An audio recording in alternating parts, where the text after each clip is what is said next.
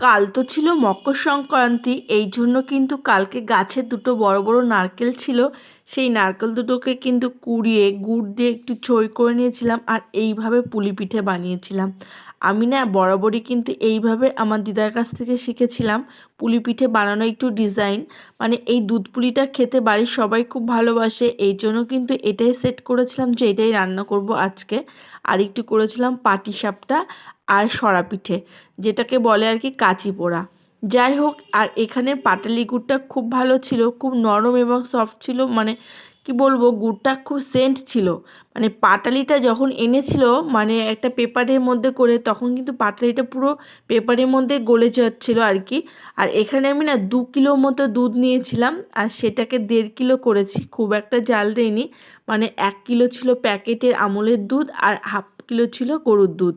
তো এটা না পুরো ফুটিয়ে 1.5 কিলো করে আর এই পিঠেগুলোকে ছেড়ে দিচ্ছি এর ভেতরে। এই পুলি পিঠেটা কিন্তু আমি এই প্রত্যেকবার এই মানে মকর সংক্রান্তির আগের দিন আমাদের পিঠে করে আর কি। আর মকর সংক্রান্তির দিন বাস্তু পুজো হয়, হওয়ার পরে কিন্তু এই রিচুয়ালগুলো আছে আর কি। পিঠে সবাই কম বেশি সব বাড়িতেই করে। তো আমাদের শ্বশুরবাড়িতে কিন্তু 2 দিন ধরে পিঠে করতে হয়।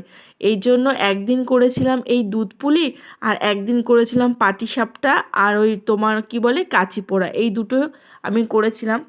যাই হোক, আগে তো কিছুই পারতাম না তেমন একটা, সবই নিজের কাছে আর কি। তো দিদিমাকে দেখতাম চোখে কিভাবে কি করতো, সেটাই আর কি আমার শেখা। তো পাটালিগুলো এভাবে ভেঙে দিয়েছি, আর নামানোর আগে কিন্তু একটু এলাচগুলো দিয়েছিলাম, যার ফলে কিন্তু একটু সেন্ট হয় আর খেতে খুব টেস্টও হয়েছিল। জানি না তোমরা খাওনি বলে বুঝতে পারছো না, কিন্তু আমি যেহেতু খেয়েছি সেই জন্য আমি বুঝতে পারছি।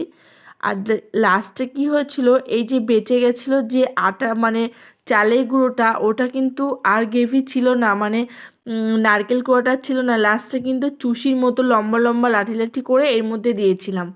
যাই হোক, এক গাবলা পিঠে বানিয়ে নিয়েছিলাম, আর সকলে মিলে খেয়েও নিলাম। তারপরে কিন্তু দেখো পুজোর জন্য জোগাড়যন্ত্রী হয়েছিল, মকর সংক্রান্তির দিন এটা। আর পুলি পিঠেটা করেছিলাম আগের দিন।